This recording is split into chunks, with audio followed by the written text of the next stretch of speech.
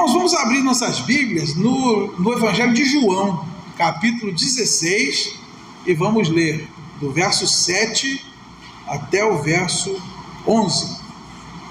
Diz a palavra do Senhor: mas eu vos digo a verdade, convém-vos que eu vá, porque se eu não for, o Consolador não virá para vós outros. Se porém eu for, eu vô-lo enviarei. Quando ele vier, convencerá o mundo do pecado, da justiça e do juízo. Do pecado, porque não creem em mim.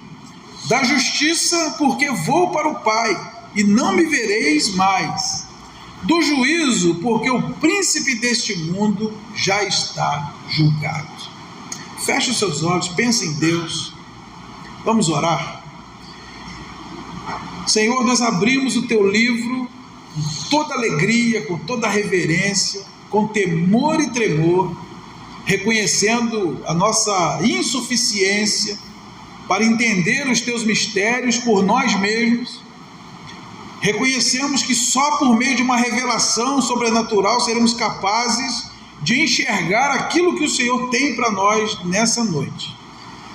Nós declaramos que a tua palavra é maravilhosa, ela é fiel e verdadeira, ela é digna de inteira aceitação, e nós nos expomos agora ao teu livro, às Escrituras Sagradas, a revelação que o Senhor trouxe para nós, e te louvamos, Pai, porque o Senhor não desiste das nossas vidas. Dia a dia, semana a semana, o Senhor tem nos trazido até aqui, tem nos ensinado, tem nos exortado, e mesmo quando nós não ouvimos, quando nós não obedecemos, o Senhor é perseverante, é longânimo, o Senhor não desiste de nós, o Senhor nos ama de maneira tal, que não nos abandona jamais. Nós te louvamos por tão grande amor, e pedimos que nessa noite a tua palavra cause impacto em nossas vidas, que não seja mais um domingo, mais uma pregação, que seja algo vivo para nós, como está escrito que a tua palavra é viva e eficaz, e que possamos viver na dispensação da tua palavra, que ela seja o norte da nossa vida, que ela seja a lâmpada para os nossos pés e a luz para os nossos caminhos, que todos que vieram aqui possam entender o que o Senhor tem a nos dizer, e entendendo, possam praticar para a glória do teu nome, e para que tenham sucesso e felicidade também nessa vida aqui. Obrigado porque o Senhor tem o melhor para nós, e sabemos que o Senhor há de nos direcionar sempre em direção à tua vontade. Assim nós te agradecemos, Pai, em nome de Jesus. Amém e amém. Graças a Deus, irmãos, pela palavra do Senhor. O Espírito Santo é quem leva as pessoas a Cristo. É sobre isso que eu quero conversar com vocês hoje. O texto diz que quando o Espírito Santo viesse, e ele já veio, nós sabemos que o Espírito Santo veio para ficar, em Atos capítulo 2, no evento do Pentecostes. Jesus disse que ele convenceria o mundo do pecado, da justiça e do juízo. Nós sabemos que no processo da salvação existem três pessoas agindo. Primeiro está o crente que prega.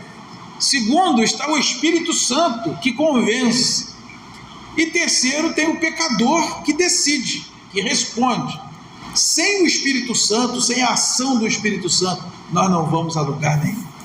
Nenhum pecador irá se arrepender se não houver a ação do Espírito Santo na vida dele. Então nós precisamos fazer o nosso papel, cumprir a nossa, e temos certeza que o Espírito Santo sempre fará dele. E se nós pregarmos o Espírito Santo convencendo, muitos ouvintes vão se converter a Deus. Em primeiro lugar, o texto diz que o Espírito Santo convence o mundo do pecado. Evangelho de João capítulo 16, do versículo 9, ele vai dizer: convence do pecado porque não creem em mim. A incredulidade é a base de toda desobediência e rebelião contra Deus. Adão e Eva pecaram porque não creram na palavra de Deus. Se você for lá no começo, em Gênesis capítulo 3, Nós vemos que a questão aqui era o que Deus disse e o que Deus não disse. Então, a incredulidade é não crer na palavra de Deus. E esse é o pecado que subsiste até hoje. As pessoas não creem na palavra de Deus. Pecar é errar o alvo. Pecado é fazer diferente do que Deus disse para fazer. Então o que o Espírito Santo faz? Ele vem e convence o homem de que ele não está vivendo de acordo com a palavra de Deus. Se não fosse a ação do Espírito Santo na alma do pecador, no momento que a gente prega, seria mais uma mensagem. Seria uma mensagem como outra qualquer. Seria mais alguém querendo vender alguma coisa, um produto. Então, nosso papel é pregar. E às vezes nós não temos recurso para pregar. Mas o Espírito Santo convence o ouvinte de que aquilo é verdadeiro. E o coração do ouvinte queima. Como nós vemos os discípulos dizendo no caminho de Emaús, o nosso coração ardia quando ele nos falava. E é isso que acontece no coração do pecador quando um crente prega e o Espírito Santo convence. O coração do pecador começa a arder. Foi o que Jesus disse para Paulo quando ele caiu no caminho de Damasco: dura coisa é para ti recalcitrares contra os aguilhões. A coisa estava ferrulando na mente de Paulo, porque quando ele viu o apedrejamento de Estevão, ele ficou bolado. O homem morrendo a pedrada com uma feição de quem está vendo alguma coisa, e ele estava mesmo, porque ele viu o céu aberto e Jesus de pé à direita de Deus esperando o seu espírito. E quando ele cai no caminho de Damasco, aquilo foi só o clímax do que Deus já viu operando na vida dele há muito tempo. E ali ele tem um grande encontro com Deus. Então é o Espírito Santo que convence o mundo, as pessoas. Foi o Espírito Santo que convenceu a mim e a você. Você nunca ia acreditar no pregador que falou de Jesus para você se o Espírito Santo não agisse no seu coração. Mas ele agiu, então você acreditou, eu acreditei, então nós fomos salvos. Jesus disse: o Espírito Santo convence o mundo do pecado, porque sem isso eles nunca vão crer em mim. O Espírito Santo convence o pecador de que a palavra do Senhor é verdadeira. E quando eles acreditam que a palavra do Senhor é verdadeira, eles saem da incredulidade e então vão para Cristo. Porque se a pessoa não se considera uma pecadora, o Evangelho não tem nada para ela. Nós vamos ler em Mateus 9,12 que os sãos não precisam de médico, só os doentes. Alguém que não se considera um pecador vai se render a Cristo? Então o Espírito Santo, ele convence o homem do pecado. O Espírito Santo faz com que o pecador sinta a tal convicção de pecado. Então é preciso que o Espírito Santo convença a pessoa de que ela é pecadora. Você vai pregar o Evangelho da salvação e o Espírito Santo vai fazer o pecador sentir a convicção de pecado. Aí ele vai procurar Cristo para ser salvo. Quando o Espírito Santo faz isso, aí se abre o caminho para o arrependimento, para a confissão e para a conversão, que se dá pela fé em Jesus Cristo. É o que diz em Atos 3,19: arrependei-vos e convertei-vos, para que sejam cancelados os vossos pecados. O que é a salvação? É quando alguém se arrepende, ou seja, ela muda de ideia, metanoia, ela reconhece que ela está errada, que ela é pecadora, aí ela expressa isso com a voz, porque tem que expressar, e você se converte. Converter é mudar de direção. É preciso haver mudança de vida. Conversão é você mudar de direção. Então, com o verdadeiro convertido, ele faz essas três coisas. O arrependimento, ele muda de ideia, a confissão ele expressa e a conversão ele muda. Aí nós podemos perceber que chegou salvação naquela vida, chegou salvação naquela casa. Então é o Espírito Santo que convence o pecador que ele é pecador. Em segundo lugar, o Espírito Santo convence da justiça. Em João 16,8 Jesus disse: quando ele vier, convencerá o mundo da justiça. E no versículo 10 ele explica: da justiça, porque vou para o Pai e não me vereis mais. Então, após convencer o pecador de que ele é pecador e que precisa de salvação, o Espírito Santo convence a esse mesmo pecador de que Jesus é a solução para o pecado dele. Porque se a obra do Espírito Santo ela parasse no momento em que o homem se convence que é um pecador, o máximo que ia acontecer é a pessoa ficar cheia de remorso. Conforme a gente viu acontecer em Romanos, capítulo 7, o apóstolo Paulo dizendo da sua própria experiência quando ele se reconhece um pecador. Olha o que Paulo diz em Romanos 7, do 19 ao 24.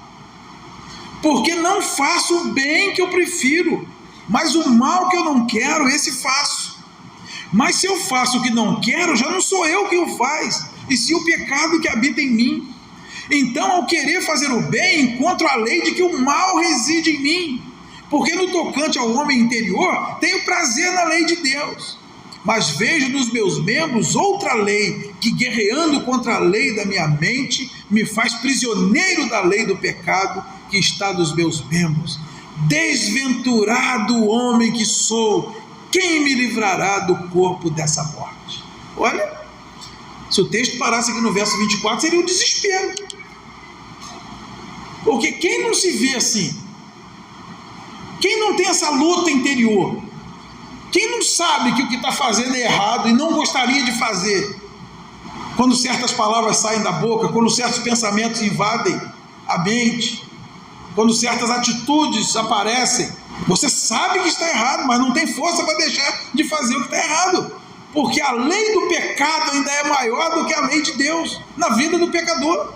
Por que um avião voa se a lei da gravidade diz que tudo que é mais pesado que o ar cai?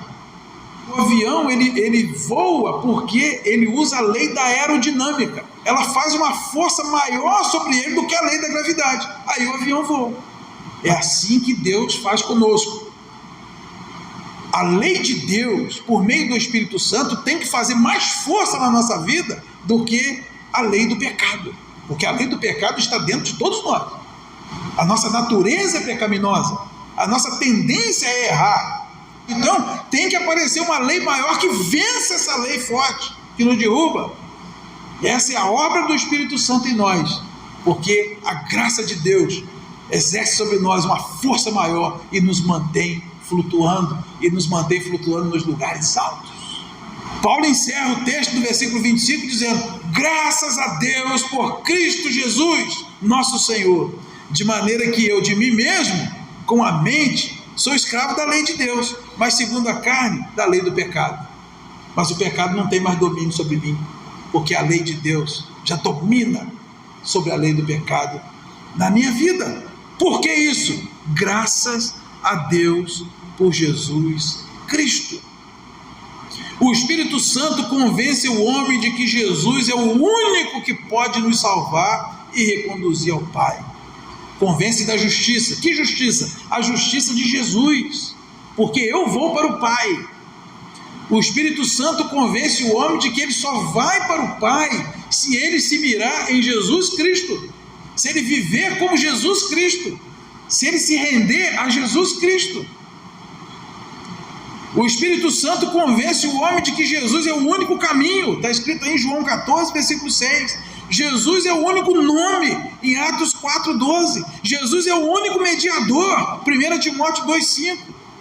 Só Ele tem a justiça necessária para subir ao Pai, e Ele concede essa justiça a todo aquele que crê. João vai dizer no capítulo 2: ninguém jamais subiu ao céu, exceto aquele que de lá desceu. Só Jesus tem a justiça necessária para chegar à presença de Deus. Em 1 Coríntios 1,30 diz: mas vós sois dele, em Cristo Jesus, o qual se nos tornou da parte de Deus sabedoria e justiça e santificação e redenção. Jesus se tornou da parte de Deus para nós justiça. Nós vamos para o céu, nós vamos para Deus, nós vamos subir ao céu, nós vamos subir ao Pai, não pela nossa justiça, mas pela justiça que Jesus concedeu a nós. Romanos 5,1 diz: justificados, pois, mediante a fé, temos paz com Deus, por meio de Jesus. O Espírito Santo vai além. Ele não convence só o homem de que ele é pecador, ele convence também que Jesus é a solução para o pecado. Porque reconhecer a sua condição de pecador, às vezes a pessoa reconhece, mas ela não dá o passo seguinte. Às vezes ela tenta expiar o seu pecado por outros meios, sacrifícios, penitências, promessas, boas obras. Nada disso. Você nunca vai poder ter justiça por meio de algo que você mesmo faça. O único jeito de termos justiça para subir ao Pai é por meio da justiça de Cristo. Irmãos, graças a Deus por Cristo Jesus. Pedro vai dizer na sua primeira carta, no capítulo 1, 18 a 20, não foi ouro, não foi prata, não foi pedra preciosa, foi mediante o sangue de um cordeiro sem defeito e sem mácula. Então, Jesus, com a obra dele, se fez justiça por nós. Só Jesus salva. Há somente um caminho que nos leva a Deus. Não há nenhum outro nome dado entre os homens. Não há outro mediador. É Jesus. Em terceiro lugar, o Espírito Santo convence as pessoas do juízo. João capítulo 16, versículo 8, olha, quando o Espírito Santo vier, convencerá o mundo do pecado, ou seja, ele vai conceder ao homem a convicção de que é um pecador, ele vai convencer da justiça, ou seja, ele vai convencer que só Jesus salva, e em terceiro, ele vai convencer do juízo. E o que significa isso? Jesus explica no verso 11, do juízo, porque o príncipe deste mundo já está julgado. Irmãos, muito da maldade que se comete nesse mundo é porque as pessoas não acreditam que haverá uma prestação de conta. As pessoas não acreditam em juízo. Aí elas fazem o que bem entendem. Tem um texto no livro de Eclesiastes que eu acho bastante interessante, Eclesiastes capítulo 8, versículo 11. Visto como se não executa logo a sentença sobre a má obra, o coração dos filhos dos homens está inteiramente disposto a praticar o mal. Ou seja, como nós vivemos hoje na era da graça, onde Deus não pune o pecado na hora, as pessoas acham que dá para fazer. Se o pecado desse choque, você acha que a gente ia pecar tanto assim igual a gente peca? O pecado parece ser gostoso. Parece. Esse pecado é igual coceira. Parece que é gostoso, mas você só está se machucando. Depois você vai ver o que vai ficar aquilo ali. A ferida que vai ficar. Aí a pessoa vai e peca. Olha para um lado, olha para o outro, né? Não teve um infarto, não caiu um raio na cabeça, ninguém viu. Aí a pessoa vai e comete outro pecado. Aí olha para um lado, olha para o outro, se deu bem, e a pessoa vai pecando. Lembra de Ló, quando ele se separou de Abraão? Lá em Gênesis 13, diz que Ló ia armando as suas tendas até Sodoma. Tá? Ele separou de Abraão, não disse, ó, vai para lá que eu vou morar em Sodoma. Não, ele separou de Abraão e armou a tenda dele. Aí ficou um tempo, chegou mais para cá, foi chegando mais para cá, foi chegando mais para cá. Quando viu, a morar em Sodoma. O crente não sai da igreja e mergulha em Sodoma, ele vai abrindo concessões. Quando vê, está dentro de Sodoma.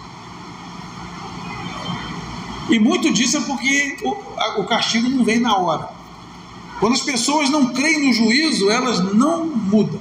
A pessoa que não crê que haverá uma prestação de conta, ela não se arrepende. Ela não vai para Cristo. O Espírito Santo me convence também que haverá um juízo no final. Haverá uma prestação de conta. As pessoas que se dizem materialistas, né, elas vivem naquela política do morreu, acabou. 1 Coríntios 15, 32, né, comamos e bebamos que amanhã morreremos. Né? Sem o Espírito Santo, sem o Evangelho, é assim que as pessoas vivem. Comamos e bebamos que amanhã morreremos. Vamos aproveitar a vida o máximo que der, porque morreu, acabou. Não tem prestação de conta. Não tem juízo final. Não tem céu e tem inferno, não tem Deus, não tem nada. Vamos curtir a vida doidado. Comamos e bebamos que amanhã morreremos. Se não fosse a ação do Espírito Santo, não haveria um ser humano na face da terra que viveria diferente disso. Mas aí vem o Espírito Santo e convence o homem do pecado. Convence o homem de que Jesus é o Salvador. E convence o homem de que haverá sim uma prestação de conta. Por isso todo mundo tem medo de morrer, né? Medo de morrer, porque eu não acredito em Deus, mas vai que vai que eu encontro o homem do outro lado. Não. Mas nós não conseguimos convencer, porque o ser humano incrédulo, o que ele diz? Ninguém nunca voltou para contar, e não vai voltar mesmo não. Lê lá em Lucas 16, aquele rico que foi para o inferno falou: por favor, manda alguém descer dos mortos e pregar lá para minha família. Falou: não, lá eles têm os crentes, tem a Bíblia, Antigo e Novo Testamento, eles que têm que crer. Não, mas se for algum morto lá e falar, eles vão acreditar. Não vai nada, vai nada. Vocês não acreditam nos vivos, não vão acreditar nos mortos. Além do Espírito Santo nos convencer de que somos pecadores, que Jesus é o único Salvador, ele nos convence de que haverá um juízo e que cada um prestará contas de si mesmo a Deus, conforme está escrito em Romanos capítulo 14, versículo 12. A Bíblia diz que o príncipe desse mundo, que é o diabo, já está julgado. Ele foi expulso do céu. Apocalipse 12, 9 diz que foi expulso, e com a sua cauda ele arrastou a terça parte das estrelas do céu. São os anjos caídos, que hoje são chamados de demônios. Ele não pode mais ficar no céu, foi expulso. Ele também não pode ficar na terra, porque a terra é do homem. Deus fez a terra para ser habitada pelo homem, e deu ao homem para cultivar e guardar. Então onde que Satanás fica? Perambulando pelos ares. Mateus 12, 43, 44 diz que quando o demônio sai de uma pessoa, ele fica vagando em lugares áridos, procurando descanso, mas ele não encontra descanso. Aí ele volta para onde ele saiu para ver se dá para fazer alguma coisa. Por isso que a casa não pode ficar vazia. Lembra de Jó no capítulo 1? Quando Deus perguntou: de onde você vem? Eu vim de rodear a terra e passear por ela. Então ele é um ser errante, ele não tem paz, não tem descanso, ele vive dia e noite procurando uma maneira de atrapalhar a tua vida e a minha, porque a missão do diabo é tríplice. Ele veio para roubar, matar e destruir. Quer destruir tua vida, quer destruir tua alma, quer destruir tua família, quer destruir tua saúde, quer destruir tua fé, quer destruir teu ministério, quer destruir suas amizades. Ele quer destruir tudo, é só o que ele tem para fazer. Ele já está julgado. O diabo hoje ele é um homem-bomba. O homem-bomba, qual é a política dele? Eu vou morrer, não tem jeito, eu vou me explodir. Eu vou levar o máximo de gente que eu puder comigo. Ele sabe que ele já está condenado, ele já está julgado, e ele quer levar mais gente com ele. Só vai quem não crê. Em Mateus 25, no grande julgamento, Jesus disse para os salvos: vinde benditos de meu Pai, toma posse do reino que vos está preparado desde a fundação do mundo. Mas quando Jesus vira para os perdidos do outro lado, ele diz: apartai-vos de mim para o fogo eterno preparado para o diabo e seus anjos. Ele não diz que vos está preparado. Deus não criou o inferno para o homem e não criou o homem para o inferno. Para o homem, Deus criou o céu. O inferno foi criado para o diabo e seus anjos. E ele tem arrastado muitos com ele.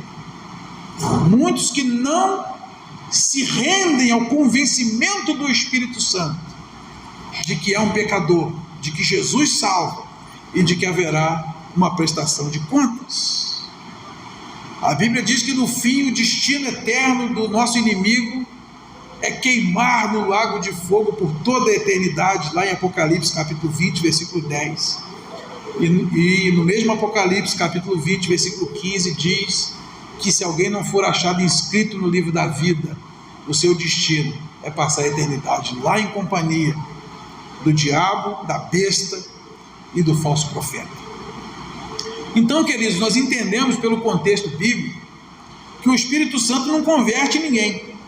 Ele convence o ser humano de que a pregação do crente é verdadeira, ele convence de que o ser humano é um pecador, de que Jesus Cristo é o único Salvador, de que haverá um juízo sobre todos que não se arrependerem dos seus pecados. E o Espírito Santo sempre faz a parte dele. Será que nós estamos fazendo a nossa? Porque como as pessoas crerão se não ouvirem? E como ouvirão se nós não pregamos? E a Bíblia não diz para você parar tudo e ir pregar, não. A Bíblia diz: indo pregando o Evangelho a toda criatura. Enquanto você trabalha, enquanto você namora, enquanto você brinca com seus filhos, enquanto você dirige seu carro, enquanto pedala sua bicicleta, quando precisar, use palavras, mas pregue o Evangelho o tempo todo. Só assim que a igreja cresce, só assim mais adoradores se aproximam e o Senhor Deus recebe a adoração que Ele merece. Pode colocar de pé, querido.